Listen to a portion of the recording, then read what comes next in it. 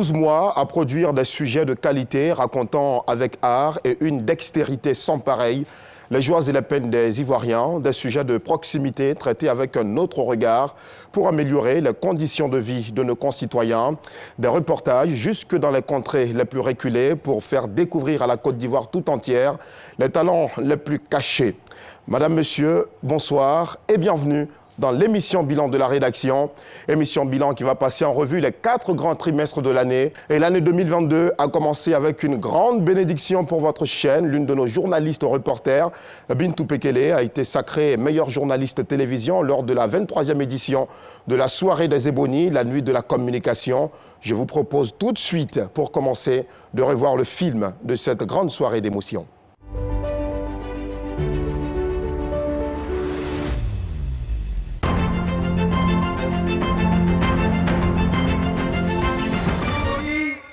Télévision. Agnès Crédit remettra donc l'Ébonies Télévision à Bintou Pekele de RTI2. Elle a obtenu 921 points pour une moyenne de 12,79.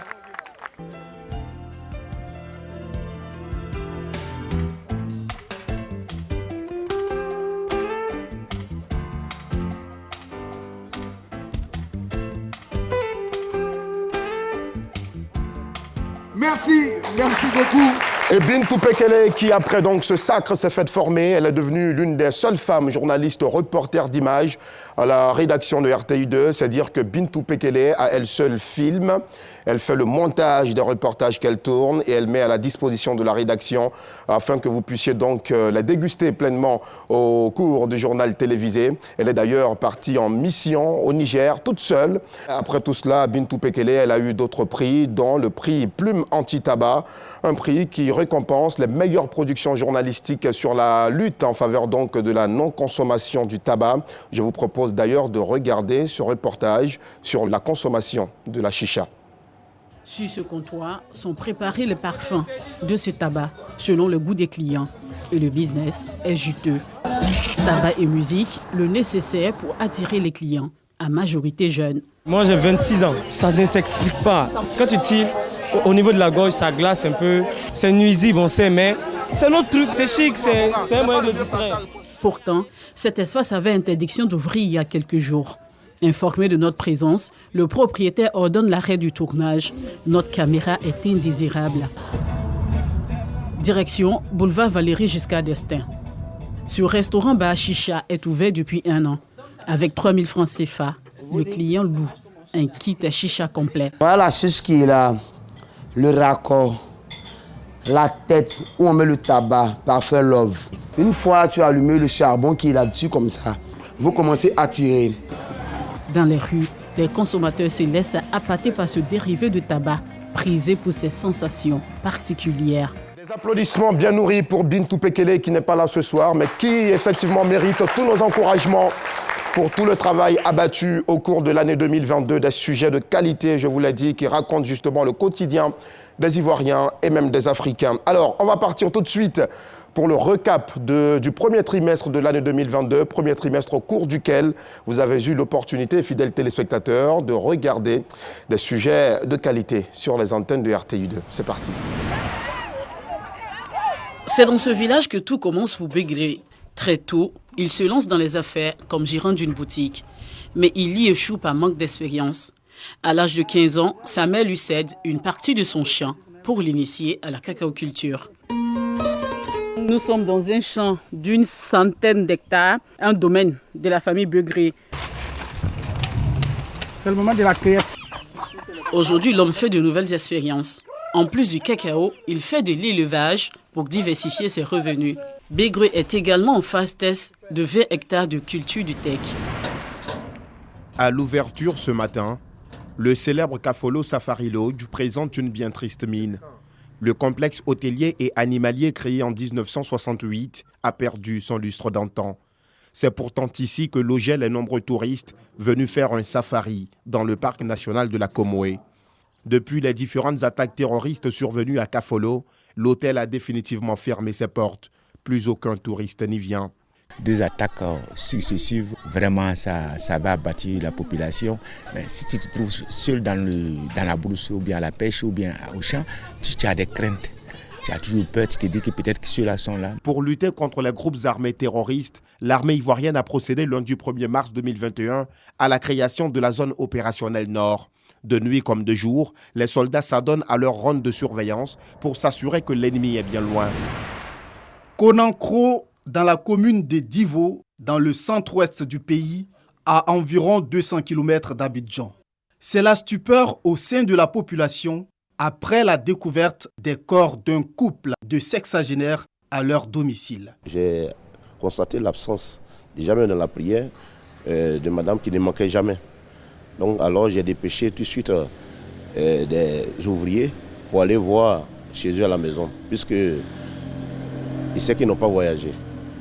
Et c'est lorsqu'ils sont arrivés là-bas, on a trouvé le corps dans un mare de sang. La brutale disparition du couple Nguessan laisse les populations de Divo encore sans voix. J'étais propriétaire d'un grand maquis. Il y avait un ami aussi qui avait un maquis non loin de moi, qui ne marchait pas comme le mien. Et voilà, je me collais chaque jour à lui sans savoir que ce monsieur était jaloux de moi. Matin, j'étais avec lui, mais jusqu'à midi 13h, je me sentais bien.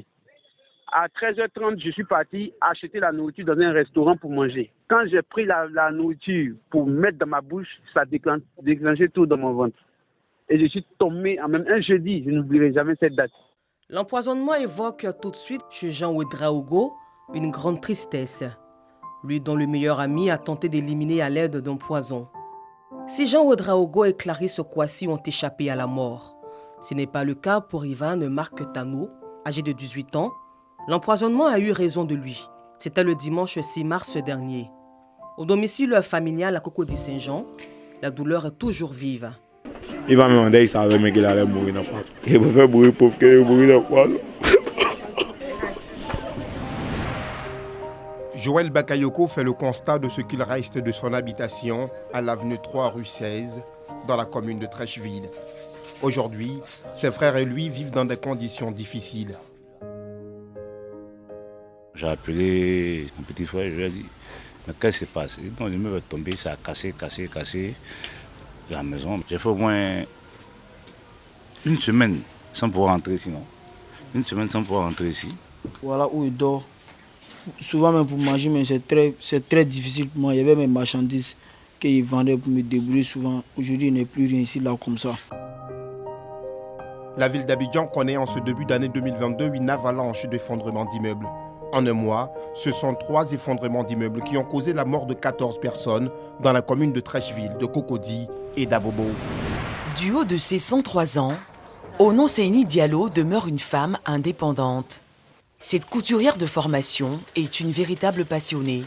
La preuve, elle manie sa machine à coudre avec la même dextérité depuis 80 ans. Cette maman de 2 enfants, 5 petits-enfants et 6 arrière-petits-enfants est l'épouse d'Ousmane Diallo, ex-mécanicien décédé en 1981.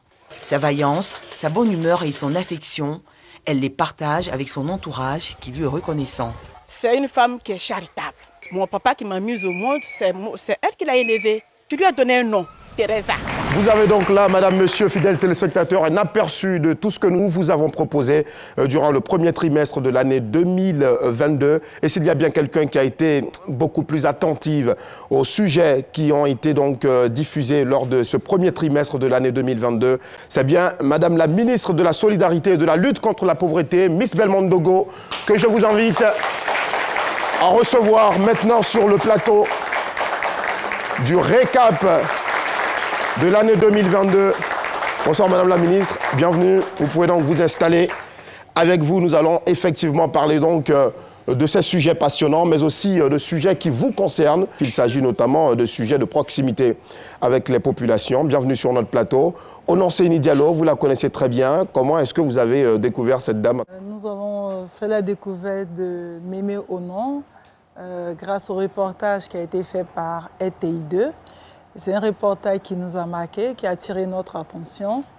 Avoir, je dirais, une mémé de 103 ans, qui a encore tous ses sens, qui continue à faire et la cuisine et la couture, nous étions bien curieuses de la visiter.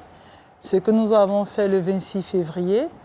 Et ensuite, nous sommes repartis la voir le 3 avril pour lui remettre un appareil pour qu'elle puisse communiquer et entendre ses enfants. Très bien. Alors, vous savez quoi, Madame la Ministre, nos équipes sont reparties au domicile d'Ononcéini Diallo, la centenaire qui avait des problèmes et que vous avez donc aidé. Regardons ensemble ce reportage, ce comeback, et on en reparle tout juste après. Nous sommes à Trècheville, précisément au quartier Sénigueï. C'est ici que vit la Mémé Diallo. Elle a bénéficié des largesses de la ministre de la Solidarité qui lui a offert une prothèse auditive suite à son portrait diffusé sur nos antennes. Nous venons aujourd'hui vers elle pour voir comment elle vit avec ce nouvel appareil. Suivez-nous.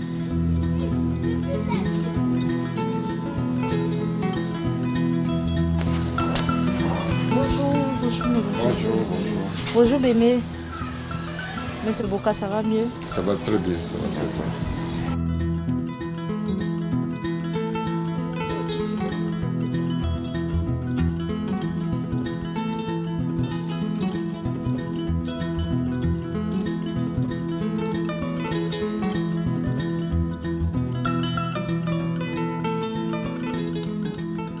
Bonjour Monsieur Boka. Alors, RTI2 est de retour chez vous. Nous venons voir aujourd'hui comment la vieille se porte avec cet appareil. Elle se porte très bien, comme une personne de 103 ans. Avec cette prothèse, la communication est beaucoup plus facile. Expliquez-nous un peu dans quelles conditions ce reportage-là a pu être réalisé. À l'origine, la journaliste était venue pour faire un reportage sur le Tchèp.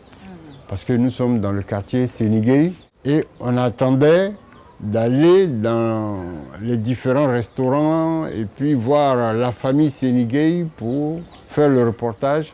Quand je lui ai demandé de venir saluer ma maman dans la cour. Et c'est ainsi qu'elle l'a vu en train de préparer une petite sauce. Et ainsi de suite, on est parti avec la machine à coudre. Tout est parti de là. Elle a posé des questions. Et elle a trouvé tout ça formidable et puis bon, le reportage est parti comme ça. Au bout de quelques jours, elle m'a appelé pour me dire que la ministre a vu le reportage et qu'elle voudrait venir saluer la maman. Déjà, comment vous avez apprécié ça? Écoutez, pour un fils, c'était quelque chose d'inattendu. Parce qu'elle a vécu dans l'anonymat pendant beaucoup d'années. J'ai trouvé ça un peu spécial. Toute la famille était là. Vraiment, c'était une joie pour nous. On a eu même un suivi avec le médecin qui a donné cette prothèse. Donc, de temps en temps, nous allons là-bas pour faire des réglages. Aujourd'hui, vous revenez, c'est comme si il y a toujours un lien entre nous, la famille Diallo et RTI2.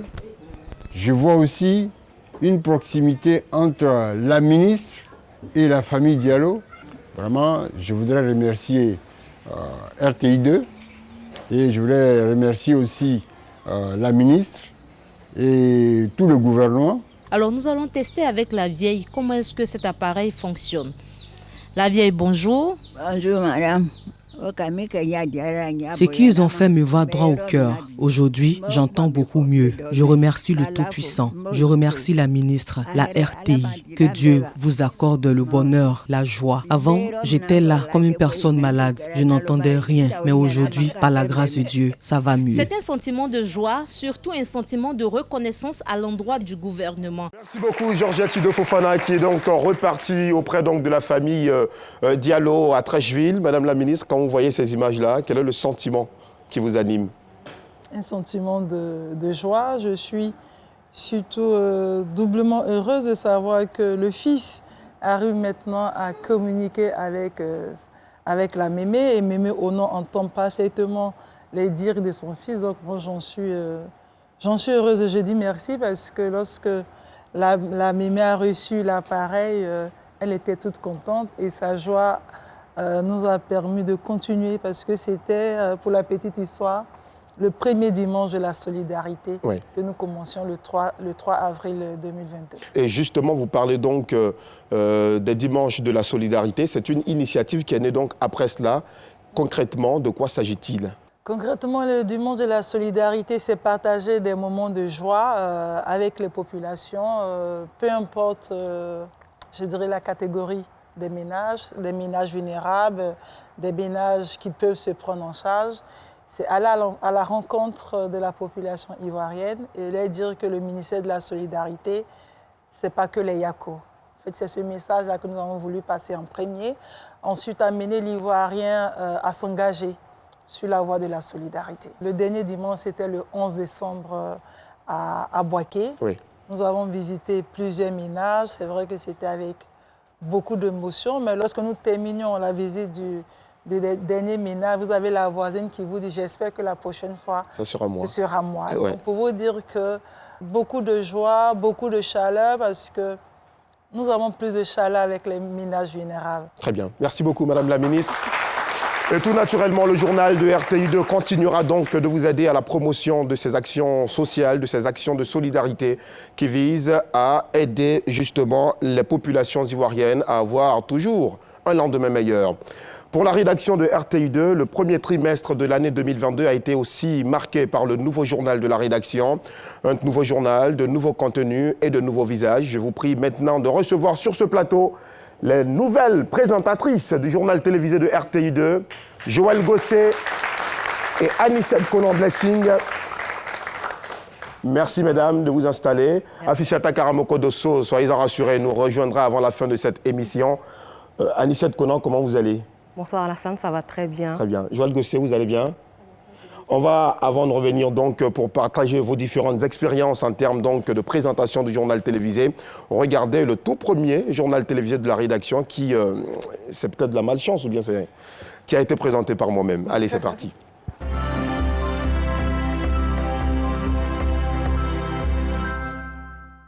Bonsoir à tous, bienvenue. RTI2 dans ses nouveaux habits vous offre un nouveau journal dans un nouveau décor avec de nouveaux visages. Bienvenue dans la grande édition. Dans l'actualité de ce vendredi, l'appel à l'aide des parents de cet enfant hermaphrodite âgé de 6 ans.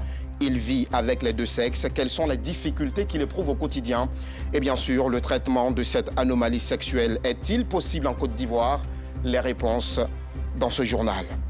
Nous sommes le 1er avril, journée mondiale de la blague. Vous avez sans doute été auteur ou victime du poisson d'avril. Aujourd'hui, dans cette édition, nous tenterons de connaître les origines de cette plaisanterie. Nous irons aussi en France où le cannabis médical est utilisé pour soigner des enfants malades d'épilepsie. C'est la fin de ce journal. Il a été préparé par l'ensemble de la rédaction et nos équipes techniques. L'information revient demain à 12h30. Votre 12h30 ne sera plus en images. Il vous sera présenté demain par Joël Gosset. Moi, je vous retrouve avec le même plaisir à 19h30 demain. Bonne soirée. C'était donc le 1er avril 2022, le tout premier journal télévisé de la nouvelle formule du JT sur RTI2. Et le lendemain, le samedi 2 avril 2022, Joël Gosset, vous avez eu la lourde tâche de présenter le tout premier 12h30. Comment vous vous êtes senti ce jour-là? Alors, j'étais très stressée parce que je l'attendais au fait ce journal, le direct. Il m'est arrivé de travailler sur une autre chaîne pendant 6 ans où le journal n'était pas présenté en direct et j'avais soif de ce direct-là. Et voilà que ce direct m'est proposé sur un plateau d'or à la RTI, la base de la communication du journalisme en Côte d'Ivoire. Et je suis la deuxième parmi les 3 dames. Mais là, j'étais vraiment stressée. Il était stressé. Vraiment. Ce journal télévisé, concrètement, comment il s'est déroulé? Alors, au niveau de la préparation, c'était avec l'ensemble de la rédaction. Il y avait le soutien moral des chefs. Et puis également, la recherche de l'information, revenir dans ce que je faisais avant. Il faut dire que j'étais stressée, c'est vrai, mais prête. Parce que là... L'encadrement était de taille. Arrivé, au fait. Très bien. Anissette Konan-Blessing est aussi présentatrice du 12h30 sur RTI2. Comment vous avez vécu votre tout premier journal télévisé? Alors Alassane, comme je le dis toujours, c'est une chance de vie et un challenge à relever. La RTI m'a donné cette opportunité-là, donc j'avais jusqu'à faire mes preuves. et avec la collaboration de nos différents chefs comme Maïsako Gueye, la chef d'édition du Midi 30, chef Ami Koulibaly du Soir, avec notre rédacteur en chef Pagasoro Kone de Madongui, avec l'acharnement au travail suivi de la prière, puisque la vie est spirituelle, comme il aime si bien le dire en conférence de rédaction. Je te promets que j'ai pu relever ce challenge. Et ce 3 avril, dimanche 3 avril, je ne vais jamais l'oublier, il était 12h30, ma maman était là, elle a prié pour moi. Et je pense que depuis ce 3 avril jusqu'à aujourd'hui, 31 décembre, je suis la plus heureuse. Voilà, merci beaucoup Anicette Konan-Blessing. Madame la ministre, il vous est arrivé de suivre l'une de nos éditions à midi ou à 19h30 19h30. 19h30. Quelles sont vos impressions sur cette nouvelle formule du journal télévisé? Je dirais que RTI2 apporte quelque chose de nouveau. C'est vrai qu'on avait pour habitude de dire que la une, c'était plutôt réservé pour ce que tout le monde voyait. Et ce qui n'était pas vu par tout le monde était toujours caché.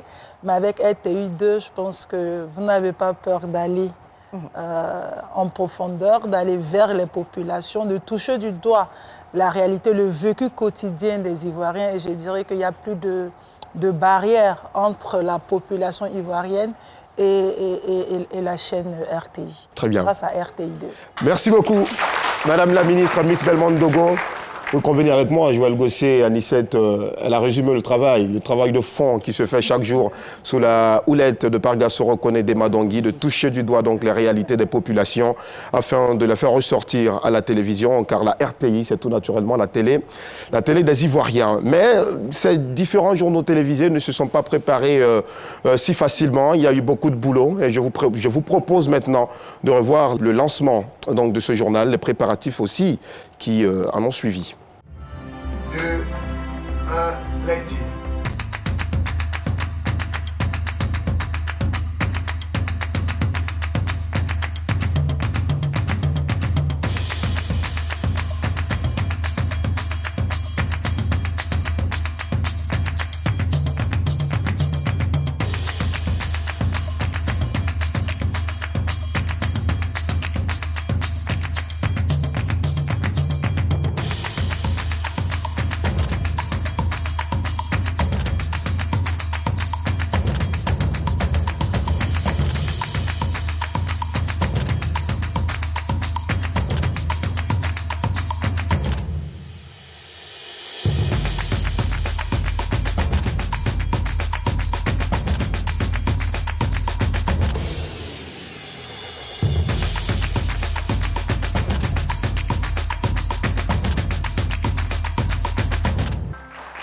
Voilà donc, fidèles téléspectateurs, madame, monsieur, chers internautes, de ce qui est donc de ce nouveau journal télévisé de RTI2, de nouveaux contenus. Tous les mardis, on a donc le carton rouge, une rubrique qui permet de dénoncer tout ce qui ne permet pas l'épanouissement des populations. Et aussi les cartons verts qui nous donnent aussi l'occasion d'encourager toutes ces personnalités qui travaillent dans nos différentes communes pour le bonheur des populations. Et les jeudis, Joël Gosset. Jeudi, le portrait qui nous permet de mettre en exergue ces personnes-là vigoureuses, valeureuses, courageuses, qui sont cachées aux yeux du monde entier. Aux yeux du monde entier. Les samedis, l'escale 225 qui nous permet de valoriser la culture ivoirienne.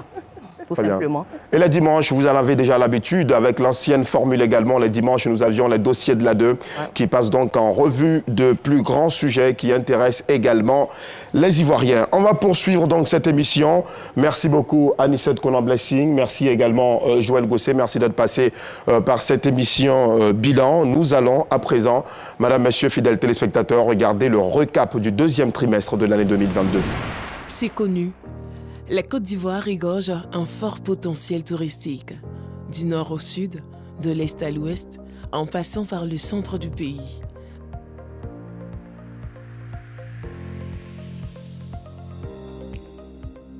Mais ici, dans le Tankwi, à l'ouest de la Côte d'Ivoire, Mère Nature est assez clémente, car elle offre aux autochtones, aux allogènes et aux allochtones, mais aussi aux visiteurs, un spectacle d'une rare beauté à travers plusieurs sites touristiques. Parmi eux, plusieurs cascades naturelles. Celle de Glangouin, située au pied de la célèbre montagne d'Andemain, captive particulièrement l'attention. Nous découvrons à travers cette nature luxuriante les chutes d'eau au cœur d'un cadre où s'entremêlent harmonieusement le chant des oiseaux et le ruissellement de l'eau sur les rochers. Etiosika, village situé dans la sous-préfecture d'Assini, département d'Adiaké. Lieu d'embarquement pour le parc national des îles Eotilé, l'un des 16 aires protégées que compte la Côte d'Ivoire. Pour s'y rendre, nous prenons place à bord du bateau des eaux et forêts. 10 minutes après la traversée, nous voici au pied de l'un des îles de ce parc avec une magnifique végétation de la mangrove. Sur cette île, on retrouve également des vestiges précoloniaux, dont le canon du français Louis XIV. À quelques pas de là, des chauves-souris offrant aux visiteurs un ballet spectaculaire. Des plantes médicinales et décoratives font aussi le charme du parc national des îles Eotilé. Quartier Trois-Rouges dans la commune de Yopougon. Dans l'une des cours de ce quartier vit Gisèle, la vingtaine révolue. Son désir de fonder une famille avec son amoureux après sa grossesse fut un grand échec. À chaque fois que je l'appelle, il me dit je viens, mais il ne venait jamais. Donc papa m'a dit de laisser tomber.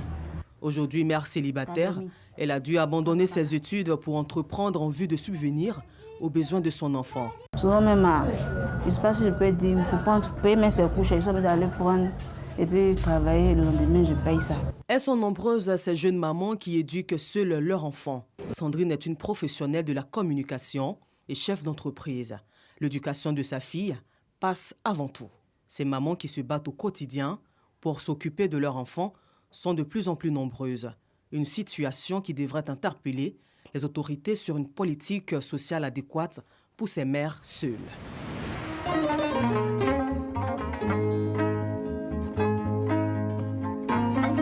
Sa photo a fait le tour des réseaux sociaux. Awayeo ou encore la Sudoué vaut 5 médailles. C'est ici à Nanivogo, dans le département de Fekese-Dougou qu'elle vit.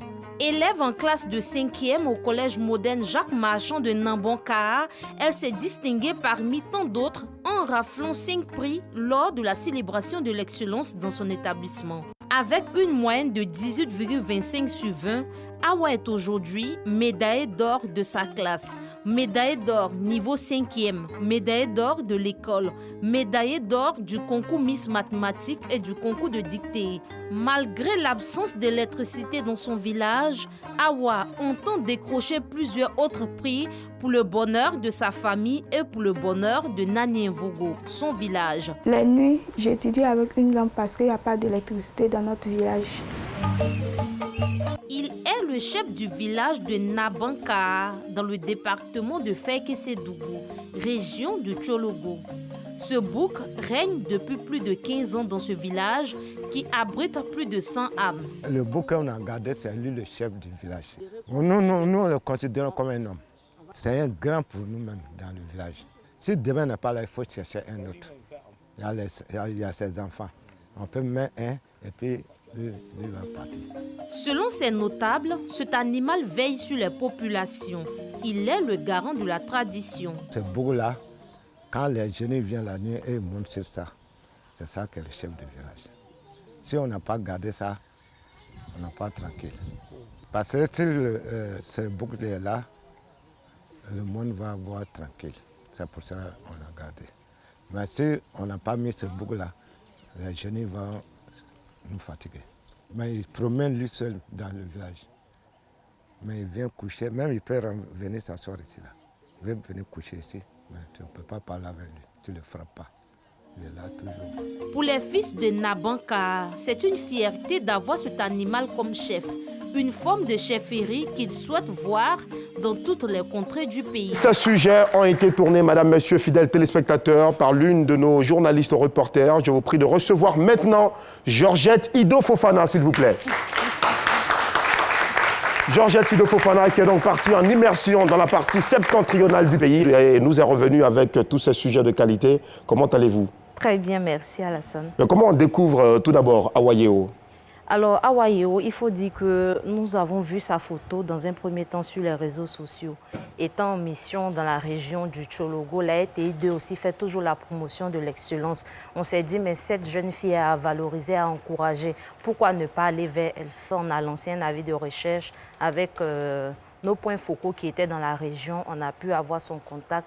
On est allé à sa rencontre. Elle se trouve dans un village de Fekese-Dougou qui est très loin. Nanivogo, ce n'est pas la porte d'à côté. Quand on les a appelés, on a dit qu'on venait pour un reportage. Ils ont dit, waouh, la RTI, vous allez faire le déplacement depuis Abidjan jusqu'à chez nous. J'ai dit, nous, RTI2, que vous soyez dans le pays profond, nous, on a les moyens de se déplacer pour venir vers vous parce que la télévision appartient à tout le monde. C'est leur télévision. Ouais, on est arrivé, on l'a rencontré et vraiment ça a été un très bon tournage. Aujourd'hui, on se réjouit quand on voit qu'après ce reportage, la jeune élève qui parcourait au moins 14 km par jour pour se rendre à l'école, elle a eu des moyens de déplacement, chose qui n'était pas facile. Et aujourd'hui, à la sens, ce qui me réjouit, elle est encore la major de sa promotion. Applaudissements pour Awa Yeo, qui est donc la majeure de sa promotion. Et on a eu l'opportunité de rentrer en contact avec Awa Yeo. Je vous propose de l'écouter tout de suite. Bonsoir à tous. Moi, c'est Awa Yeo, élève de 4e au Collège moderne Jacques Marchand de Nabonka.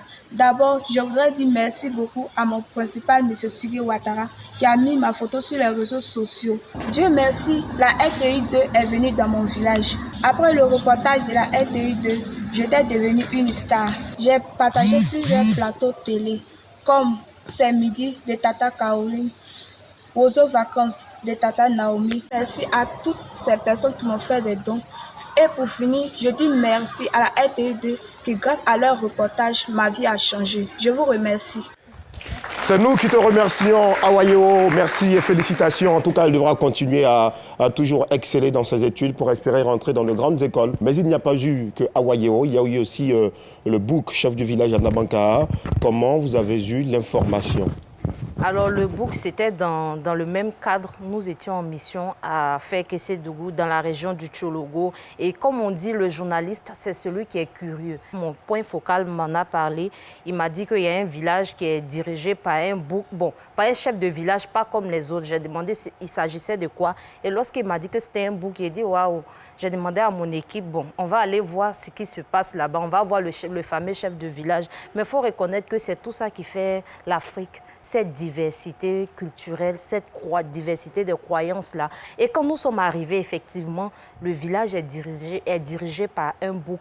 Pour ne pas dire un chef de village, ça évite tout ce qui est les conflits fonciers, les conflits de chefferie, et c'est leur croyance aussi. Et comme nous sommes en Afrique, il faut respecter la culture, la tradition des uns et des autres. C'est ce qui fait le charme de l'Afrique. C'est vraiment une découverte inédite. Inédite, oui. Donc, vous pouvez visiter ce village, c'est Nabanka. Le chef... Et c'est un reportage également qui a été vu des millions de fois sur les réseaux sociaux. Avant la fin de cette édition, nous vous dirons exactement le chiffre exact donc, de vues sur les réseaux sociaux. Mais il n'y a pas eu que ce sujet également que vous avez tourné, Georgette Sido Fofana. Dans la commune d'Abobo, une femme a été abattue par son conjoint de sang-froid. Quelle a été votre réaction quand vous êtes arrivé sur les lieux? Il faut dire que c'est toujours un choc parce que, en tant qu'être humain, en tant que femme, en tant que mère, en tant qu'épouse, c'est normal que je sois choquée.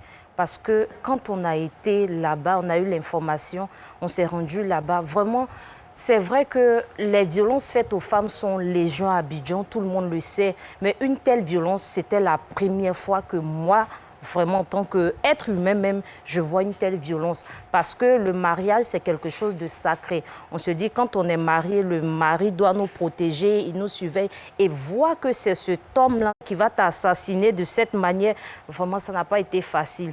Déjà, arrivé sur les lieux, le corps n'était plus, parce que la police était là, ils ont déjà fait le constat. Le corps n'était plus, mais le sang était encore présent. Le matériel utilisé pour décapiter sa femme, les machettes, les couteaux, haches, vraiment, c'était pas facile. Oui. Et psychologiquement, j'étais abattue. Physiquement, j'étais malade. Mais vous avez quand même eu le courage et le mérite donc de tourner ce sujet. En tout cas, toutes nos félicitations et merci pour la qualité de ces sujets qui ont donc été tournés, Georgette Sido Fofana, durant ce deuxième trimestre. Et Madame la Ministre, il y a un sujet qui a également, durant le deuxième trimestre de l'année 2022, retenu votre attention. Nous vous avons montré les conditions de vie, mais très précaires, d'une famille vivant dans la commune d'Abobo, à Ndo très précisément, les enfants de la famille Fofana. Et vous avez tout de suite réagi. Pourquoi? Nous avons réagi parce que, il s'agit de la solidarité et nous avons pour vocation d'apporter aide et secours à la population ivoirienne. Mais mieux, c'était des jeunes qui avaient hérité d'une maison, de leur mère. Et ces jeunes-là ont vu cette maison-là inondée par la pluie et nous nous sommes dit, nous devons nous y rendre. Non seulement pour les venir en aide, mais pour voir dans quel état se trouve la maison. Est-ce que c'est une maison qui est récupérable ou c'est une maison qui demande qu'elle soit détruite? Ce que nous avons fait. Mais j'avoue que lorsque nous sommes arrivés à Ndautré, nous étions tous un peu choqués parce que la maison a pris beaucoup de sable, beaucoup de sable. Donc en termes de réhabilitation, ça va demander beaucoup. Mais vous leur avez apporté quand même de l'aide? Oui, nous leur avons apporté de l'aide en vivre, en non-vivre et en numéraire. Oui. Parce que nous étions en saison de pluie, ils dormaient à la belle étoile. Nous étions toujours en saison de pluie. Donc nous leur avons donné les moyens pour qu'ils puissent se reloger. Très bien. Merci beaucoup, Madame la Ministre. Nous espérons en tout cas que les enfants Fofana vivent aujourd'hui dans de meilleures conditions. Georgette Sido Fofana, merci aussi à vous d'être passé par cette émission Bilan. Et puis, on espère qu'il y aura encore plus de découvertes et de sujets passionnants pour la nouvelle année 2023, n'est-ce pas? Effectivement. Madame, Monsieur, après donc le deuxième trimestre, il y a eu tout naturellement le troisième trimestre, car jamais 203. Regardons d'abord ce qui a marqué la troisième partie de l'année, et puis on en reparle tout juste après. Partie de Danané à Zoupleux, un village de la sous-préfecture de Dalleux à 60 km. Il faut un minimum de 4 heures de route. Crevasses boueuses en ces temps de pluie, pentes glissantes, pont de fortune, voies sinueuses. Tout semble réuni sur ce trajet pour en faire la route du calvaire où règnent en maître les mototaxis. Depuis Zéreguiné, que ce soit Dalleux, Zoupleux, on a le même problème. Ces voies d'accès impraticables impactent aussi négativement toute autre activité commerciale dans le village. Tu prends un camion de Danané, Zoupleux, tu fais au moins 2, 3, 4 jours avant que ta marchandise arrive. Souvent même les boues que vous voyez là, on décharge complètement le camion. On décharge ça dans la boue, ça se gâte. Ça arrive ici même là, c'est gâté là. C'est comme tu as tout perdu. Carton rouge donc au conseil régional du Tonkwi qui pouvait apporter un soulagement à travers un reprofilage lourd. Sur cette photo, la première école de Côte d'Ivoire. Elle a été construite en 1882 à Elima, un village du sud-est du pays. Mais que devient ce temple du savoir qui faisait parler de lui? Pour le savoir, direction la cité des pirogues à Adiaké. Pour s'y rendre, ce bateau à moteur, accompagné de Lucien Cablancan, responsable du service culturel de la radio d'Adiaké. Tout le monde à bord. Le bateau s'élance sur la lagune Abi. Après un trajet de 12 km, le quai d'Elima, porte d'entrée de la civilisation moderne en Côte d'Ivoire. Le paradis même, c'est chez soi. Donc, où je suis là, je suis tranquille. Voilà, je suis mon propre patron, alors que de l'autre côté, j'étais prisonnier, j'étais esclave. Dit au XXIe siècle, un être humain que je t'ai acheté à 450 dinars, c'est pas moi qui l'a injurié, mais c'est toute une nation qui l'a injurié. Donc, je peux même pas conseiller quelqu'un. Vous voulez pleurer? Non. Je suis déjà nu d'esprit avec l'expérience que j'ai vécue. Donc, si je dois pleurer pour ceux qui vivent actuellement dans la même situation que moi, dans le Golfe, au Koweït, dans le Maghreb et un peu partout, en Libye et autres. La migration irrégulière aujourd'hui a endeuillé beaucoup de familles. La migration irrégulière aujourd'hui a emprisonné beaucoup de jeunes qui ont perdu leur sens de vivre dans des prisons. Beaucoup ont été violés. Ce site aurait pu être le siège de Radio Tandiekro. Et Marcelin Kwaku, le directeur technique. Radio Tandiekro, 107.9 FM. Ce jeune homme de 24 ans est un talent à l'état pur. Avec seulement le niveau CP1, cours préparatoire première année, il réussit des inventions remarquables. La star de ses réalisations, la IVMAS. Parce que je m'appelle Marcelin et puis je suis ivoirien. Donc j'ai abrégé IV, c'est ivoirien. Maintenant Marcelin, c'est mon nom Marcelin. Là. Une voiture montée avec du matériel, ramassée ça et là. Aujourd'hui, elle est là. Il nous la présente avec fierté. La voiture, déjà, c'est un moteur de moto 150 que j'ai payé à Boaké. Maintenant, j'ai cherché les fers, j'ai fait le châssis, le plan, et puis j'ai déposé le truc, et puis j'ai commencé à commander les pneus maintenant. Les pneus, et puis les crémailleurs, le compteur, les volants. C'est ce téléphone-là qui est son tableau de bord. Il parcourt fièrement le village de Tandiekro, situé à 40 km de Boaké, à bord de sa IVMAS. Alain Kwaku est vendeur de beignets à Jesco dans la commune de Yopougon. Marié et père de 2 enfants, c'est ici qu'il vit avec sa famille.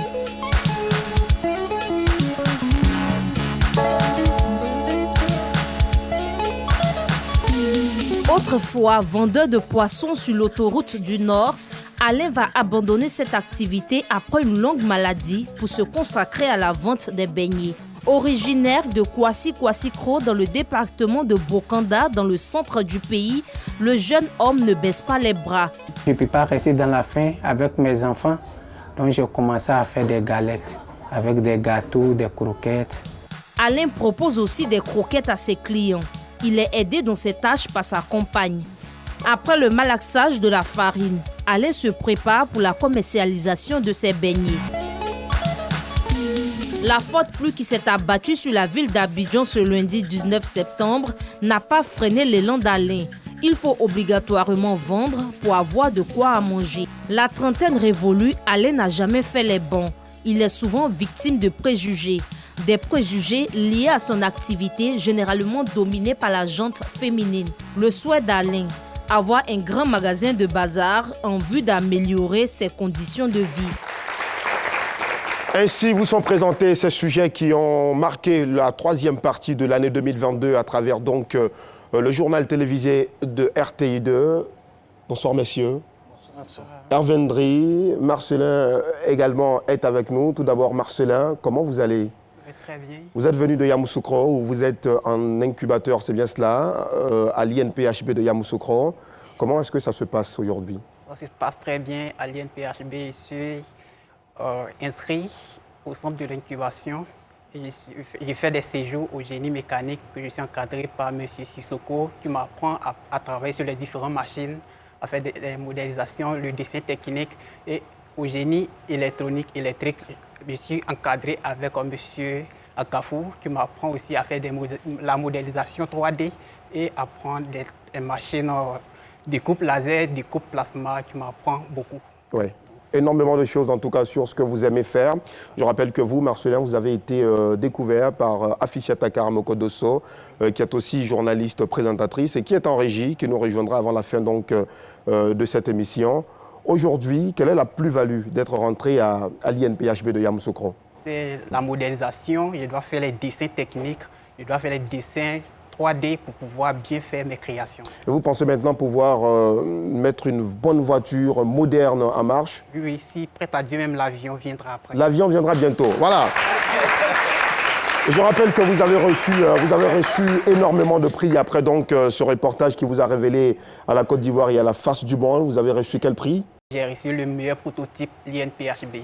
Oui, voilà, le prix de l'innovation 2022 également, mais le prix du meilleur prototype de l'INP vous a été remis par le Premier ministre, Jérôme Patrick Hachi, et cela, je voudrais qu'on puisse vous encourager avec des applaudissements. Le vendeur de beignets, oui. Très cher, comment allez-vous? Ça va bien. Alors, un homme qui vend des beignets, ce n'est pas du tout, ça ne court pas les rues à Abidjan. D'où est partie cette passion? Ou bien ça s'est imposé à vous, ou bien c'est une passion, vous aimez faire ça? J'aime faire ça parce que moi, depuis mon enfance, j'aime cuisiner beaucoup. Donc, ça dit, je suis là, souvent je suis là comme ça, je compose les nourritures. Et quand je compose, ça reçu. Donc, dans ça, quand je suis arrivé à Abidjan, je vendais sur l'autoroute. Il y a un village qu'on appelle Atingé. Donc, dans ça, je suis tombé malade. J'ai été opéré même. Donc, je ne faisais rien, j'étais à la maison. J'ai dit, moi, bon, je sais faire des gâteaux, des galettes. Donc, je vais faire les gâteaux que les gens vont payer, ils vont apprécier. Et un matin comme ça, j'ai commencé à faire les galettes et des gâteaux. Et il y a un monsieur qui passait devant mon coin là. Et il dit, monsieur, ce que tu fais là, vraiment, ça me plaît bien. Il faut que je te prenne photo pour mettre sur le net. Et il y avait une dame qui était à côté de moi. Il y a des gens, quand ils veulent se moquer des gens là, c'est comme ça, il va prendre ton image pour mettre sur le net. Là. Les gens vont se moquer de toi. Et il y a une voix qui me dit, non, il faut accepter. Et j'ai accepté, le monsieur a pris, grâce à Dieu, la RTI m'a appelé. Oui. Et Mme Ido Fofana allait m'interviewer. Les gens me connaissent aujourd'hui, beaucoup d'hommes viennent à mon aide. Les gens m'ont aidé. Mon nom est partout. Les gens m'appellent. Moi-même, je ne m'entendais pas à ça. Ouais. On m'appelle d'Europe. De partout. Ce qu'on voudrait savoir aussi, c'est que, est-ce qu'après la diffusion de ce reportage-là, vous avez reçu des moyens pour essayer donc de moderniser ce que vous faites et de vous installer? Les gens sont venus vers moi pour m'aider. Et je ne sais pas. Les mots me manquent. Les mots vous manquent, tout naturellement, et nous vous comprenons. C'est notre mission et c'est un devoir, en tout cas, de faire la promotion de celles et ceux qui se démarquent, qui essaient autant que faire se peut, donc de joindre les deux bouts dans l'honnêteté, dans la discipline, dans le courage et dans le travail. En tout cas, félicitations et très bonne continuation. Et tout juste à côté de vous, nous avons donc Hervé Ndri. Votre histoire, elle est particulièrement choquante. Vous vous êtes retrouvé dans la clandestinité, donc immigrant, vous avez été même vendu à 800 000 francs CFA. Comment vous avez vécu ces moments-là? C'est un moment terrible que j'ai vécu. Il faut dire qu'avant que je ne parte, j'étais d'abord directeur d'une société coopérative. Mais vu ce que je percevais en son temps, j'ai décidé comme ça d'échanger avec mon employeur. Au cas où les choses allaient mieux, je prenais la route de l'Europe. Il m'a dit, bon, il n'y a pas de souci, chose promise. Et j'étais venu en mission à Abidjan. C'est là que j'ai rencontré une connaissance qui m'a dit, mais dans le temps, tu avais parlé d'un projet de voyage. Est-ce que tu tiens toujours à ça? Et je lui ai dit oui. Et le moment venu, j'ai parlé avec mon employeur. Il a honoré ses engagements. Mais malheureusement, je tombe, et par manque d'informations, je tombe sur une mauvaise personne. Et je dirais même une personne véreuse qui vraiment fait ce business pour s'enrichir. Il m'a promis, il m'a dit non. Là-bas, ta condition de salaire sera mieux par rapport à ce que tu touches ici. C'est-à-dire, 3 mois plus tard, tu peux passer à 500 000 francs. Et c'est comme ça que je me retrouve dans le Golfe. Malheureusement, pour moi, je deviens berger. L'homme a tout fait dans le désert, un esclave. Ou même l'arabe, celui qui m'a acheté, disait en ces termes que toi, je t'ai acheté, je fais de toi ce que je veux. Si j'ai plus besoin de toi, je te tue ou bien je te revends à quelqu'un d'autre. Que je t'ai acheté à 450 dinars, qui fait environ 800 000 francs CFA. Oui. Je lui ai dit non. Que moi-même, pour que je vienne ici, j'ai payé de l'argent à celui qui m'a envoyé. Il dit, ah, c'est que moi, je te dis que je t'ai acheté. Et parfois, même quand le mois finit comme ça, le gars, il fait sortir son âme. Il me dit, tu vois, si tu parles de salaire, je te tue. Des fois, je suis en train de travailler, j'entends des rafales. Et il m'appelle, Tal, choup, en ta bidjonjon, en ta morte, gelp. Sur ce plateau, je profite pour dire merci à la diaspora africaine, surtout un jeune Ivoirien qui m'a dit comme ça, frère, tu n'es pas seul. Je ferai tout pour te faire sortir de là. Et justement, comment est-ce que vous arrivez à sortir des griffes de vos employeurs? C'est un film, au fait. Comment faire on ne pourra pas le raconter du début à la fin. Comment faire pour quitter le désert, là où j'étais, pour me retrouver en ville? En ville d'abord. Voilà, il fallait fuir parce que non seulement mon passeport était confisqué, et quand j'ai parlé comme ça avec lui, il m'a dit « envoie-moi ta position par GPS » et j'ai envoyé la position. Mais malheureusement, le jour où nous avons décidé de faire l'opération, et ce jour-là, le téléphone qui devrait m'aider à envoyer ma position par GPS était à plat. Donc là, il fallait communiquer avec lui, lui donner ma position chaque fois. Et j'ai commencé à fuir aux environs de 19h. À 0h, lui et moi, on ne s'était pas encore vus. Mais j'avoue que ce jour-là, puisque d'abord, moi-même, je me disais que j'étais mort, donc il fallait affronter. Ça n'a pas été facile, c'était un long périple. Voilà. Aujourd'hui, grâce à Dieu, vous êtes revenu auprès des vôtres en Côte d'Ivoire. Vous êtes un témoignage vivant de ce que l'immigration, d'autant plus qu'elle est illégale, n'est pas du tout bonne. Est-ce que vous avez un message particulier à la jeunesse ivoirienne, qui est aussi souvent tentée par l'immigration clandestine? Mais il faut dire que lorsque je suis revenu en Côte d'Ivoire, j'avais l'opportunité de devenir bourreau aussi, parce qu'il y a eu pas mal de propositions pour revendre aussi des jeunes Ivoiriens. Et j'ai dit non. J'ai été victime et je ne peux pas accepter de vendre moi-même mes propres frères pour combien de millions. Je n'accepte pas. Et voilà comment nous avons créé l'ONG l'ESAT pour lutter contre l'immigration irrégulière, le trafic illicite des migrants et la traite des personnes. Aujourd'hui, nous avons sauvé des milliers de jeunes africains, pas seulement ivoiriens, de plusieurs pays, où deux fois nous libérons dans des prisons de la Tunisie, et passant par le Maroc, la Libye, et aller même jusqu'en Algérie et dans le Golfe, au Koweït, Oman. Aujourd'hui, si je vous dis qu'il y a des Ivoiriennes qui se trouvent en Irak, vous n'allez pas croire. Et ce sont des questions que nous traitons chaque jour. Très bien. Et donc vous êtes bien placé, on va finir sur ça, vous êtes bien placé pour dire aux jeunes Ivoiriens que l'Eldorado, ce n'est pas là-bas, l'Eldorado, c'est bien en Côte d'Ivoire, avec tous ces projets de développement, avec tout ce vivier en tout cas qu'il y a ici. Et pour conclure, c'est pour dire à la jeunesse africaine, tant que tu ne sors pas hors de ton pays, tu ne connaîtras pas la valeur de la Côte d'Ivoire. La Côte d'Ivoire, c'est un pays formidable. Mais il ne faut pas sortir illégalement ni illicitement. Il faut sortir par la voie normale, par la voie légale. Et il faut sortir parce qu'on a de bonnes raisons de sortir. Sinon, il faut rester en Côte d'Ivoire parce que le développement, c'est bel et bien ici en Côte d'Ivoire. Hervé Ndri, merci beaucoup. Madame la ministre, vous avez entendu ces trois jeunes Ivoiriens. D'abord Marcelin Kouakou, ce génie de Tienne Diekro, un village situé dans le centre, quelque part à Boaké. Ses réalisations émerveillent. Oui, mais Marcelin a félicité. Il a le niveau, on va dire, CP. On considère qu'il n'a pas fait les bons. Et Marcelin, en fait, c'est le prototype de l'école de la deuxième chance, qui est aujourd'hui faite par le ministère de l'Enseignement technique et professionnel. Offrir la possibilité à ceux qui sont sortis du système scolaire ou ceux qui n'ont pas eu la chance d'aller à l'école de pouvoir faire quelque chose de leurs deux mains.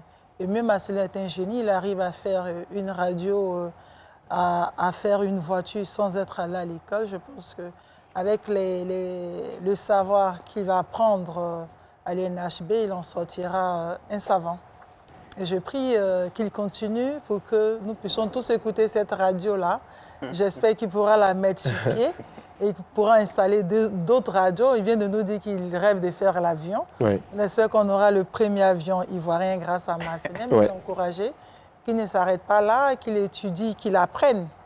Je trouve qu'il se débrouille très bien pour quelqu'un qui n'est pas allé à l'école. Il arrive à s'exprimer. Il a toutes les chances de réaliser ses rêves. C'est cela. Il ne faudrait pas avoir peur de ça. Et il y a aussi un homme qui vend des beignets, Madame la ministre. C'est vrai que ça peut choquer certaines personnes, mais moi, ça ne me choque pas. Autant nous, les femmes, nous disons que nous voulons être des femmes gendarmes, nous voulons être militaires, nous voulons être dans l'armée, mais les hommes peuvent faire ce que les femmes font. Il s'agit du genre. Donc, il est encouragé, il ne doit pas avoir de complexe à faire ce qu'il aime, parce qu'en réalité, il fait ce qu'il aime. Si vous n'avez pas 40 ans ou même 35 ans, vous répondez aux critères du ministère de la Jeunesse via l'agence Emploi Jeune, qui pourra vous permettre d'agrandir votre commerce, ce que vous faites. Donc, je vous encourage à Voilà. Et il y a aussi ce phénomène, Madame la ministre, parce que nous vous savons très proche aussi de la jeunesse ivoirienne, ce phénomène qui interpelle, celui de l'immigration clandestine. Hervé Ndri, son témoignage donne froid au dos.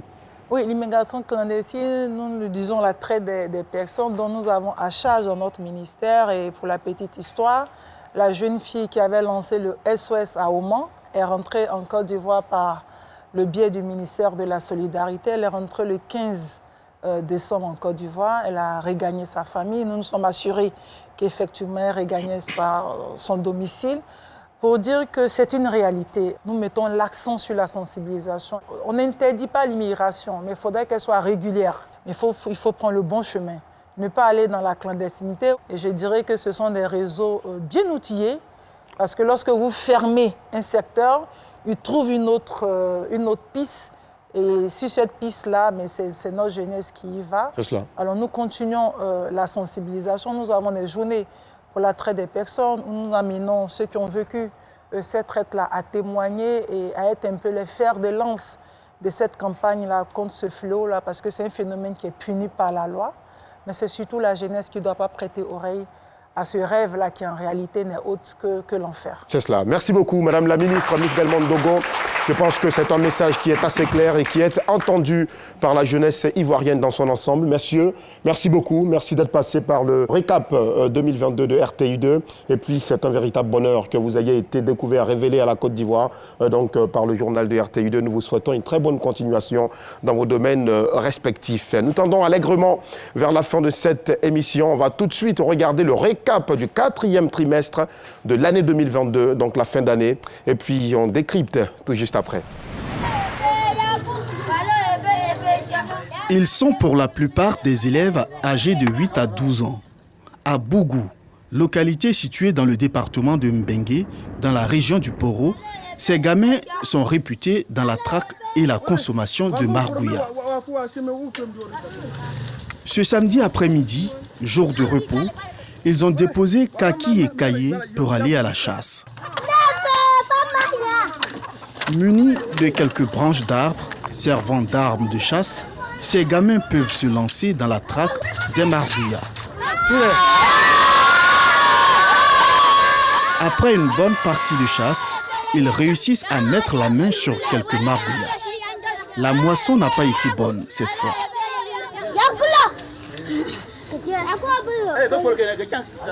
Les chasseurs de margouillas se contenteront de ces 5 margouillas pour le goûter du jour.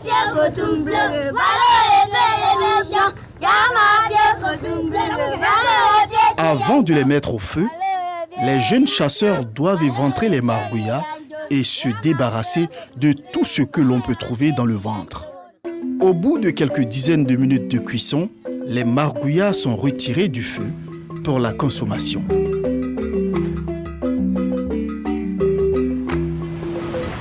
Youssouf et son frère cadet Chaka sont non-voyants. Respectivement élèves en classe de seconde et 5e au lycée moderne de Yopougon, Dokwa. Ils sont aussi à l'internat à l'Institut des aveugles de la commune de Yopougon. Comme chaque week-end, ils rentrent en famille. Ce samedi, les 2 frères aident leurs parents dans les tâches ménagères. Dans les week-ends, lorsque nous venons, on essaye d'aider notre maman dans les tâches ménagères. Mon frère, comme celui-là, comme il aime laver les habits, donc les matins, il lave les habits et moi, un peu plus tard dans la journée, aux environs de 11h, 12h, je commence à laver les assiettes. Les frères, les amis, oui, souvent, la famille nous manque. En plus de la vaisselle, Youssouf doit faire la lessive ce week-end sur instruction de sa mère. Une tâche qu'il prend du plaisir à accomplir avec sa petite sœur Sarah, également malvoyante depuis la naissance. Parmi les 5 enfants de leur mère, Salimata, 4 sont non-voyants. Une situation bien difficile qu'elle a fini par accepter au fil du temps. Quand l'enfant est né net là, j'ai vu ses yeux étaient fermés. Youssouf et Chaka, des élèves studieux selon leur père, qui n'a de cesse de les encourager à le rester, clé de toute réussite. Passionnés de sport, les 2 enfants aiment jouer au football. Ça, c'est une bouteille et on met des petits cailloux, à cause du son, pour pouvoir entendre le son. Parce que quand les cailloux sont dedans, ça fait un bruit en fonction de ce bruit-là. Quel que soit l'endroit que la balle va prendre la direction, alors on peut repérer la balle et aller la rechercher. Ironie du sort ou simple coïncidence, Balo et son épouse sont tous 2 handicapés des membres inférieurs. La prière terminée, Fatoumata Balou se déplace pour rejoindre la petite surface de 3 mètres carrés servant de cuisine à l'entrée de la chambre, aidée par sa fille de 7 ans, déjà prête pour l'école. Je viens aider ma maman parce qu'elle ne marche pas comme moi. Vers 8h dans la matinée, Sali Balou, fille aînée du couple, accompagne sa mère à son lieu de travail. Fatoumata est tresseuse. Sali ressort cette fois son cartable au dos. La fille dit au revoir à sa mère et prend le chemin de l'école. Son père, lui, sort de la maison.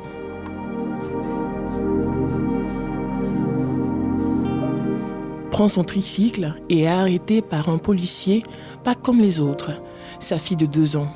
Après négociation, il réussit à prendre le chemin du travail. À son étal, servant d'atelier proche d'une hausse stagnante, Balo revient sur ses difficultés, les efforts fournis pour avoir son tricycle et ses ambitions. S'il pleut fort, moi ça me gêne. Le vœu de Balo, voir ses filles et sa femme heureuses et vivant dans de meilleures conditions. Balo et son épouse espèrent qu'un coup de pouce de personnes de bonne volonté pourrait apporter un changement qualitatif à leur vie. Dans ce quartier de la commune d'Abobo, c'est l'heure du petit déjeuner. Élèves et habitants préfèrent s'acheter des beignets confectionnés par Eudi Ella, sourde muette depuis la naissance. Ella vend des beignets depuis maintenant 10 ans. À ses débuts, elle avait du mal à échanger avec ses clients. Mais aujourd'hui, elle arrive plus ou moins à communiquer avec eux. Quand je vois les élèves aller à l'école, je viens écrire des galettes. Les élèves viennent et puis ils achètent. Si elle vient payer galettes 100 francs, je donne l'argent puis je fais ma main comme ça, 4. Et puis elle m'a servi et puis elle dit merci puis elle est partie. La qualité des beignets d'Ella attire les clients. La vente de ces beignets terminée, Ella prend la direction du cocon familial. C'est ici, à quelques mètres de son lieu de commerce, qu'elle vit avec ses parents. Mère d'un enfant, Eudi Ella entend développer son commerce et s'investir dans d'autres domaines d'activité si l'opportunité se présente.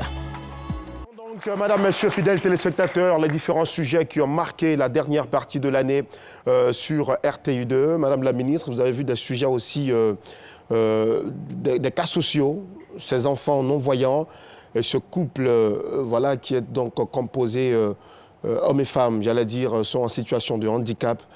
Comment vous réagissez quand vous voyez tout cela? Je ne parlerai pas des tristesses parce que nous avons vu tout à l'heure, nous avons vu le reportage des personnes en situation de handicap. Mais le handicap n'est pas un frein pour les enfants qui sont mis à jouer au foot. Le handicap n'a pas été un frein au couple qui est en activité. Et la troisième, la jeune dame, malgré son handicap, arrive à faire une activité génératrice de revenus. Donc pour nous, ce sont des personnes qui sont encouragées. Elle ne s'apitoie pas sur les sorts. Elle nous montre que peu importe la situation, l'être humain peut faire quelque chose comme tous les autres. Et au nom du gouvernement, nous allons prendre en charge le couple Balo.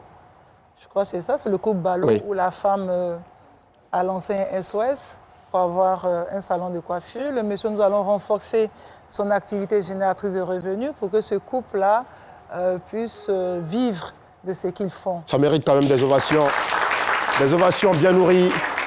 Cette aide apportée donc en direct à ces différents couples. Madame la ministre, on en profite également pour vous demander donc ce qui en est de votre bilan à la tête de ce ministère qui se veut très proche des populations, celui de la solidarité et de la lutte contre la pauvreté, au moment où 2022 est en train de refermer ses portes. En termes de bilan, je ne parlerai pas des satisfactions, même si lorsque nous nous mettons sur les réseaux à lire les messages des populations, c'est un goût de satisfaction, mais pour nous, il y a beaucoup à faire. Et 2023 sera l'année où la solidarité ira plus loin. L'année 2022, nous avons répondu à ce qui nous vénère, mais nous, il faut construire cette solidarité. Et elle se construit aussi avec les tests. Donc, c'est doté déjà le ministère de la Solidarité des tests en termes de solidarité. Nous faisons beaucoup en termes de lutte contre la pauvreté, mais j'avoue que la solidarité prend le pas. Donc, pour 2023, ce sera 200 ménages qui seront pris en compte sur le programme filet socio-productif. Et en termes de solidarité, j'aurais bien voulu dire que nous allons faire plus que 2022, parce que 2022, c'est 45 000 ménages qui ont été pris en compte. Il nous faut construire le capital solidarité et le gouvernement ne peut pas le faire seul. On doit le faire avec tous les Ivoiriens et notre vœu pour 2023 est que le capital solidarité soit construit pour que la Côte d'Ivoire solidaire tant rêvée par le président de la République puisse être en marche. Merci beaucoup, Madame la ministre de la Solidarité et de la lutte contre la pauvreté. C'était un véritable bonheur de vous avoir sur ce plateau de l'émission bilan du journal télévisé de RTI2 en ce qui concerne l'année 2022. Merci infiniment de la parfaite collaboration, de l'étroitesse en tout cas de cette collaboration que nous avons avec donc votre ministère. Et pour vous raccompagner, tout à l'heure vous parliez des populations qui apprécient le travail qui est abattu sur RTI2.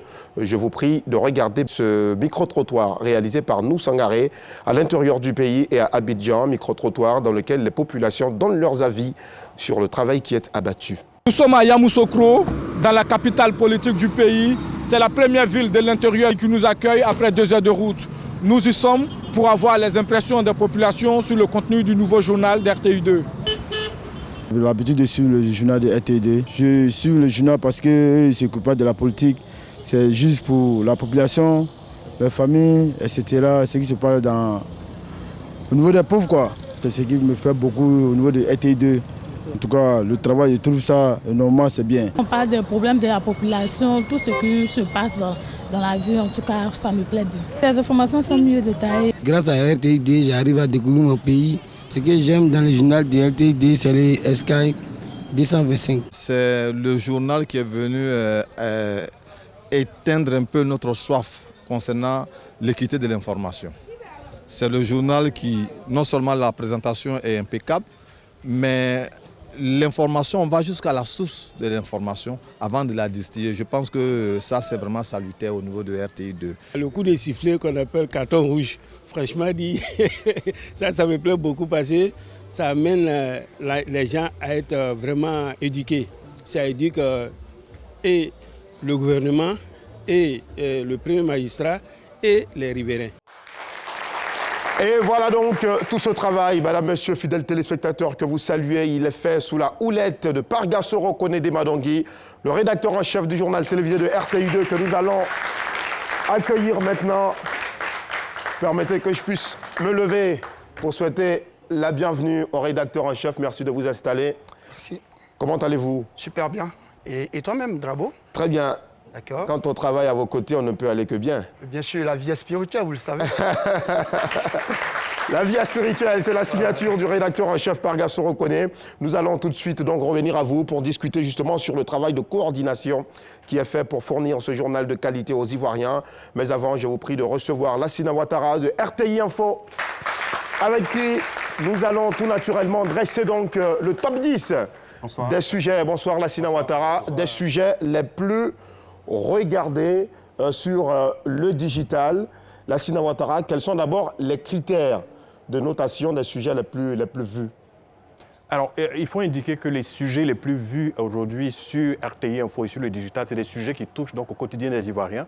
Et ça rentre en droite ligne dans des enjeux éditoriaux de, on va dire, RTI2. C'est des sujets également donc, qui sont des sujets de découverte. C'est les faits divers. Et tout ce qui est quelquefois un peu insolite, donc qui intéresse éventuellement donc les internautes et tous ceux qui sont, on va dire, les téléspectateurs des RTI2. Voilà. Donc c'est un peu le prolongement. En fait, on donne une seconde vie avec le digital donc aux différents sujets donc produits par l'ensemble des équipes donc de RTI2. Très bien. Et donc quel est le sujet? On va aller du 10e au 1er, des sujets les plus vus sur le digital. On a essayé de faire en fait un top 10 donc, des sujets les plus vus. Alors le premier sujet, c'est plutôt, on va dire, le témoignage de notre frère Hervé Ndri, donc, qui a fait plus de 5 millions de vues. Donc un sujet justement donc, de Bitou Pekele, qui traite donc de la migration. Voilà.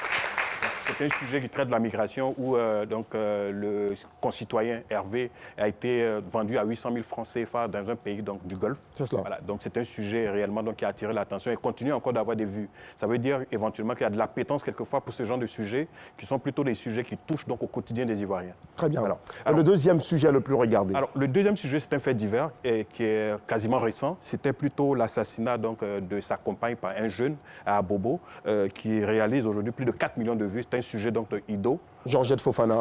Ouais. Et le troisième sujet le plus vu sur le digital? Alors, le troisième sujet, c'est un sujet qu'on connaît tous, c'est la police municipale. Rôle et mission de la police municipale. On a vu un sujet très bien mené par Théodore Zouzou. Un sujet qui est explicatif, qui est pédagogique, une narration qui est plutôt simple et qui permet de comprendre. Et ça, on va dire, c'est plus de 2 millions de vues. Donc, ce sujet de Théodore Zouzou, qui est vraiment un sujet explicatif, pédagogique, didactique. Voilà. Et puis, alors, le quatrième sujet, c'est bien sûr donc, le génie de Tiendreko, qui fait plus de 2 millions de vues, un sujet de Afisiata Karamoko de Soso. C'est ça. Alors, c'est un peu le sujet qui ramène quelquefois donc, des parfaits inconnus, mais des gens qui sont peut-être quelquefois localement plus connus pour leur génie, pour leur créativité, mais qui est porté en fait en scène, en lumière par RTI2. Et ça, c'est vraiment des sujets à saluer. Très bien. Ensuite, puis, alors, 5e sujet, c'est toujours un fait divers qui s'est déroulé donc à Yopougon. Alors, c'est un sujet de nous Sangaré. C'est le meurtre, on va dire aussi effroyable, d'un chauffeur de taxi et qui avait justement donc les jours suivants provoqué donc un arrêt de travail. Oui, dans la commune de Yopougon. Dans la commune de Yopougon. Et ça, quelquefois, c'est des faits divers qui sont, on va dire, tout simplement des sujets qui interpellent quelquefois non seulement des autorités, mais également donc la conscience de tous les Ivoiriens. C'est cela. Voilà. Alors, donc, en sixième sujet, bien sûr, dans le top 10, on a Dabanka, la découverte donc, du bouc, qui chef est de village. Chef de village. Alors, c'est un sujet donc, de Ido Georgette Fofana, donc, qui totalise plus de 1 700 000 vues. Tout simplement parce que c'est un sujet insolite. Comme je l'ai dit, il y a des sujets, des faits divers, des sujets insolites qui intéressent bien évidemment donc, les populations. Et c'est un sujet insolite et c'est le respect de notre tradition. Et ça, RTI2 a su le porter donc, justement donc, sur les écrans avec une très belle narration qui permet donc de comprendre. Et ce sujet continue éventuellement donc d'enregistrer des vues. Et les jours qui ont suivi, bravo à Georgette Fofana. Bravo, c'est une fois. Et les jours qui ont suivi, on a même reçu un historien sur le plateau du journal télévisé qui expliquait effectivement que la chefferie animalesque existe bel et bien en Afrique. Il n'y a pas qu'à Dabanka. Alors, 7e sujet dans le top 10, c'est Oumou, la fillette aux doigts de fée, cette poseuse donc de aînée, qui le fait avec maestria, avec beaucoup plus, on va dire, de créativité pour son jeune âge. Et ça, c'est un sujet réellement donc, qui a fait 1,6 million de vues. Un sujet toujours de Ido Georgette Fofana. Ouais. Alors, ça montre réellement donc quelquefois la créativité. Il n'y a pas forcément donc d'âge. Et elle a appris donc auprès quelquefois d'aînés, mais elle le fait aujourd'hui donc avec maestria. Et ça permet donc de porter cette jeune fille éventuellement donc sur les écrans et de pouvoir, je vais dire, lui donner plus de confiance parce que vous savez que la question donc de la femme, du genre, quelquefois c'est plus de la confiance donc en soi, en ses talents, en ses compétences, en ses qualités. Je pense que cette jeune fille éventuellement donc le sujet a touché beaucoup plus donc les Ivoiriens et les téléspectateurs de RTI2 parce que donc pour son âge fait avoir de la créativité, être aussi compétente dans ce qu'elle a appris, tout simplement c'est quelque chose donc à saluer. C'est cela. Alors, sur le 8e sujet, c'est notre ami Begré Quadio, donc de 0 à héros, c'est-à-dire qu'il commence donc avec vraiment rien. C'est 1 500 000 vues, un sujet de Bintou Pekele qui commence donc de rien, avec une parcelle de terre cédée donc par sa mère, éventuellement qui arrive aujourd'hui donc à créer, on va dire, une agro-industrie avec des gens qui l'emploient, etc. Et tout ça. Ça, c'est typique des sujets, évidemment, qui montrent quelquefois des modèles de réussite. Et je pense que sur ce sujet-là, RTI2 a réussi réellement donc à faire partager quelquefois des expériences et à montrer quelquefois des gens qui sont des modèles où on parle quelquefois de rien et on arrive à réaliser quelquefois des choses grandioses qui donnent réellement donc de l'espoir et de l'espérance à beaucoup d'Ivoiriens. On va applaudir pour Bintou Pekele qui n'est pas là mais qui fait aussi un formidable boulot.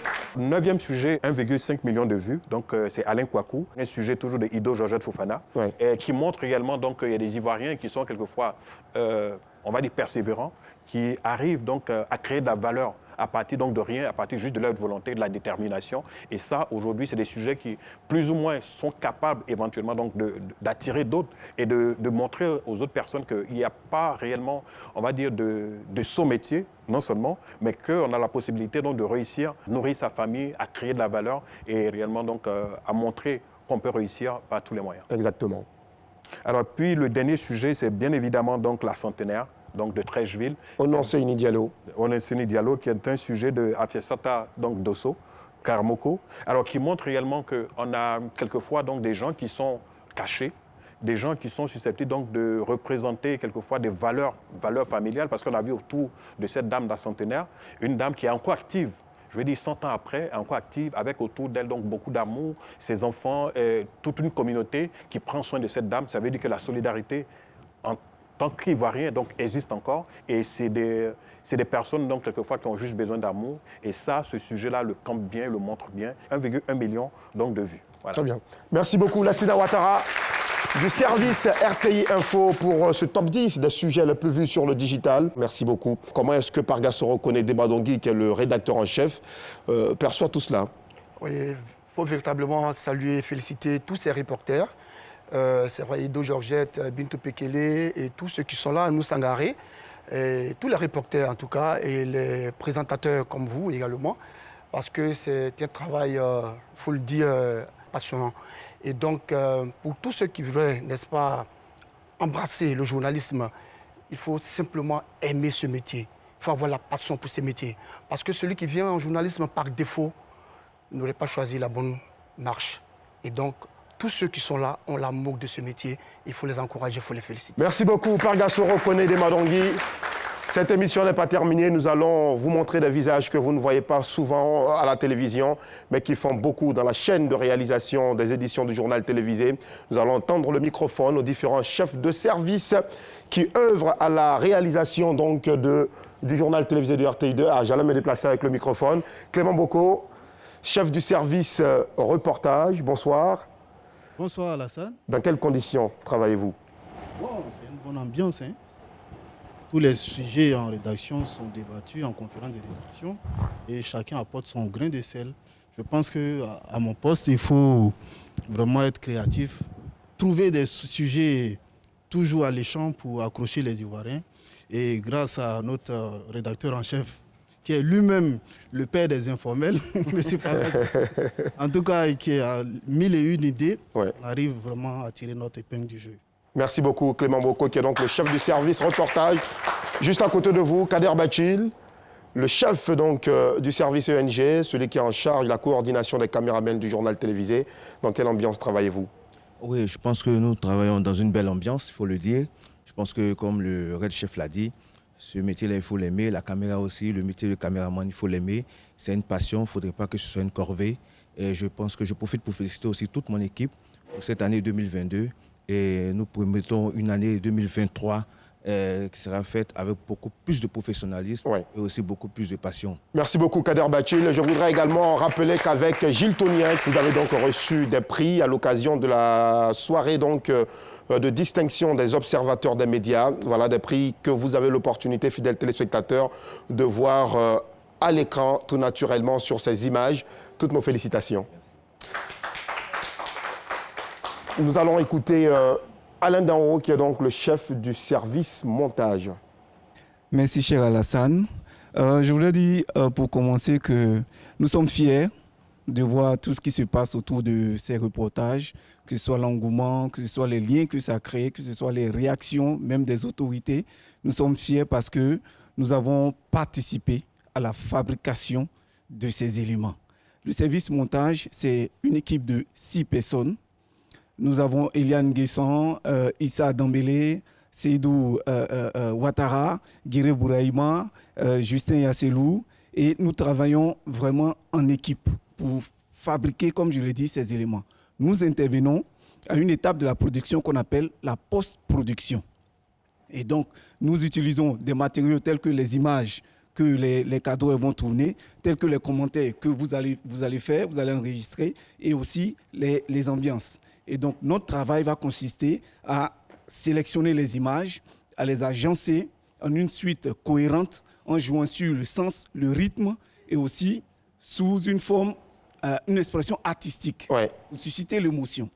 Alors donc, c'est tout ce travail que nous faisons et nous donnons une forme définitive à un reportage. Très bien. Et donc, en quelque sorte, nous sommes les premiers à voir le reportage. Avant tout le monde. Merci beaucoup, Alain Danro. Merci beaucoup Alain Daou. En tout cas pour la nouvelle année 2023, nous vous souhaitons beaucoup de courage, beaucoup d'inspiration, de créativité dans les différents reportages que vous allez donc avoir la charge de monter. Merci. Et tout juste à côté de vous, nous avons donc Madame Touré qui est donc l'assistante du rédacteur en chef. Ça vous fait du bien de travailler dans une rédaction? Effectivement, je suis très heureuse de travailler à RTI2 parce que je viens de la médiation. Et là-bas, c'est carrément différent. Ici, je suis dans un autre monde. Ça, c'est un monde de journalisme. Vraiment, je me retrouve parce que tout le monde m'a adopté. Et puis, finalement, je me sens comme une journaliste. Voilà. Merci beaucoup, Madame Touré. Maïssa Kogey, chef des éditions du jour. Dans quelles conditions travaillez-vous? Mais Alassane, tu me poses la question, mais tu le sais très bien. Pour les téléspectateurs. Oui. Bon, pour les téléspectateurs, c'est beaucoup de stress. Parce que parfois, surtout lorsque nous sommes à la recherche de sujets de proximité, proches des populations pour meubler les différents conducteurs, et que nous n'en trouvons pas sur le champ, il nous faut creuser, chercher, comme on l'avait si bien dit une fois entre nous, il faut aller dans la boue, voilà, rentrer dans la brousse, traverser vents et marées, voilà, pour obtenir ce que nous recherchons. Et pour la nouvelle année 2023, ça sera beaucoup de boulot aussi, les éditions toujours bien garnies? toujours beaucoup de boulot, les éditions bien garnies, mais aussi beaucoup de surprises agréables, beaucoup d'émotions aussi, beaucoup de sensations fortes pour nos différents téléspectateurs. Et je voudrais ajouter que moi, personnellement, en tant que chef d'édition, je suis heureuse et fière d'accompagner les chers journalistes pour proposer à la population des journaux télévisés de qualité. Et nous restons toujours dans la population avec eux. Voilà. Merci beaucoup, Maïssa Kogueye. Le journal télévisé de RTI2, c'est la chaîne de proximité par excellence. Voilà. Ici en Côte d'Ivoire. Une très belle signature. Une très belle signature. Et je voudrais donc profiter de l'occasion pour saluer Ami Koulibaly, qui, elle, est la chef des éditions du soir, qui n'est pas là, qui en ce moment même était donc à la tâche tout au long de cette soirée pour produire le journal télévisé que vous avez vu à 19h30 sur votre chaîne. Il y a une chef qui va nous rejoindre maintenant, c'est Afisiata Karamoko Dosso. Merci de l'applaudir très très fort, s'il vous plaît. Elle n'était pas là depuis le début donc, du programme parce que c'est elle qui pilote donc ce magazine. Bonsoir, comment allez-vous, Madame Dosso? Vous êtes en même temps journaliste reporter, journaliste présentatrice parce que vous faites le 19h30 et également le 12h30 par moment. Et c'est vrai que vous êtes aussi aux 6h sur RTI1.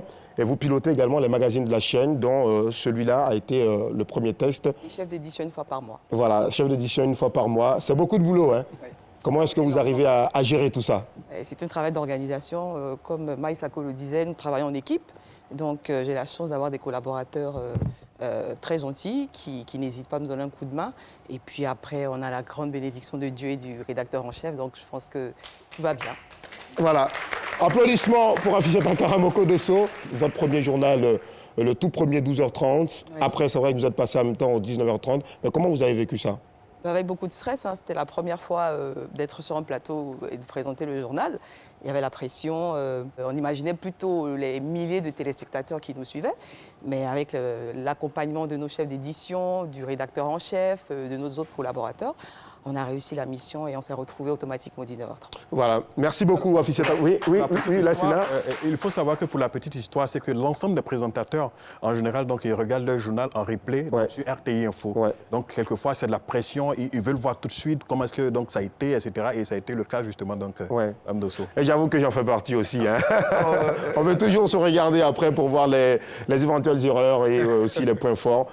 Pour la prochaine année, quels seront les challenges? Est-ce qu'on aura des magazines de qualité? Est-ce qu'il y aura beaucoup de créativité sur RTI2? Énormément. RTI2 réserve de très belles surprises aux téléspectateurs. Le chef du service autonome est là. Je pense qu'il pourra donner plus d'informations. Mais en tout cas, restez connectés sur RTI2. Il y aura énormément de surprises agréables. Pargasso reconnaît des Madongui, nous tendons allègrement, nous y sommes d'ailleurs à la fin donc de cette émission, de ce magazine recap de l'année 2022. Quand vous voyez vos équipes dans cette ambiance et les attentes aussi des téléspectateurs sont toujours grandes, 2023 ça promet. Alors avant donc de terminer, il faut remercier déjà Madame la ministre de la Solidarité, Belmonde Miss Dogo, au nom donc de la direction générale de la RTI. Le directeur général de la RTI, Fosséné Dambélé, a une vision, celle donc de rapprocher le journal télévisé de RTI des populations. Et donc, il a souhaité qu'une équipe très jeune, n'est-ce pas, pilote cette vision-là et mettre cette vision, n'est-ce pas, en pratique. Et donc, je pense qu'aujourd'hui, on va déjà remercier le directeur général de la RTI de nous avoir fait confiance. Je dis merci à nos différents reporters, donc reporters présentateurs, reporters sur le terrain. Et puis, dire merci également à tous les chefs de service. Et il faut savoir que j'ai 2 chefs d'édition et 2 dames, et donc qui font un travail remarquable, ainsi que mon chef de service reportage.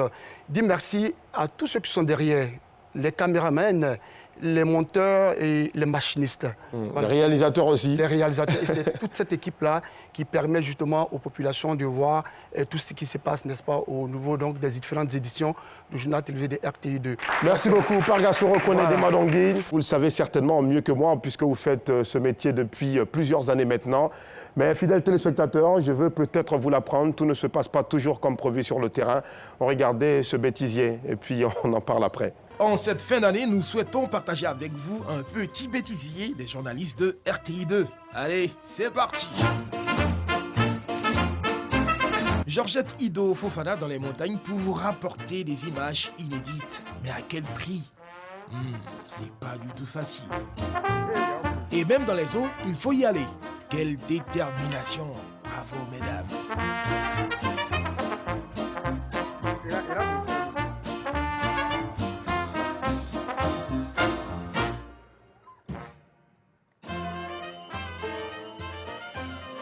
Et bien sûr avec les chaussures qui vont avec.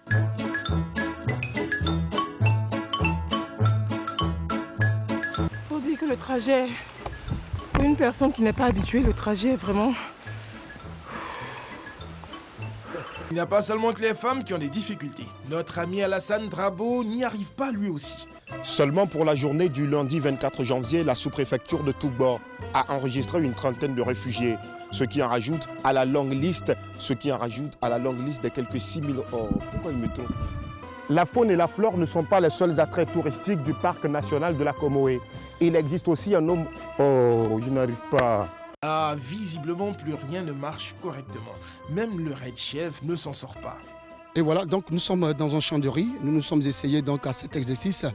Alors la question est de savoir si tout le monde va, n'est-ce pas, dans ce qu'on appelle le Dara ici, c'est-à-dire, comment on appelle le coin là même? Pas monsieur. Mine d'or, non, comment on appelle ça? C'est toi le journaliste, tu peux nous dire.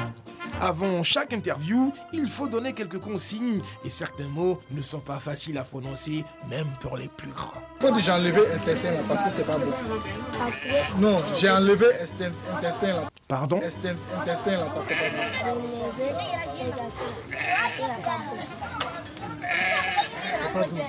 C'est pas doux. Existe.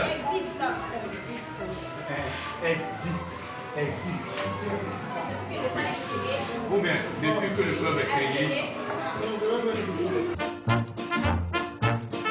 Ne vous y trompez surtout pas, il ne s'agit pas d'un jeu de cache-cache. Ils sont juste à la recherche de Marguya pour une belle photo de famille.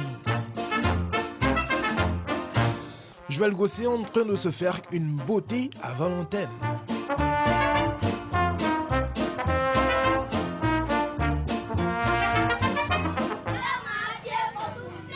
Les chasseurs de Marguya, le caméraman, célèbrent la chasse fructueuse. Pendant que d'autres s'inspirent des chansons qui nous viennent d'ailleurs, Anicette, elle tire son inspiration d'un bon vieux classique à l'ivoirienne.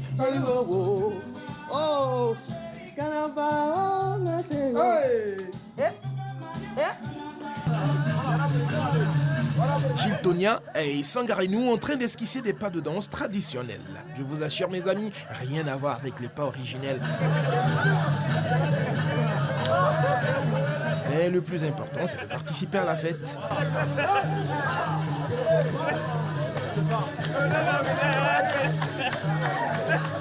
Et comme si cela ne suffisait pas, le rédacteur en chef nous invite à récolter du riz que nous n'avons pas semé. Si tout le monde s'adonne à l'orpaillage illégal, alors qui récoltera le riz? Et comment mangerons-nous? La question reste posée et donc la jeunesse est invitée à retourner à la terre. On espère que vous avez passé un agréable moment. Sur ce, nous vous souhaitons une excellente année 2023. Bye.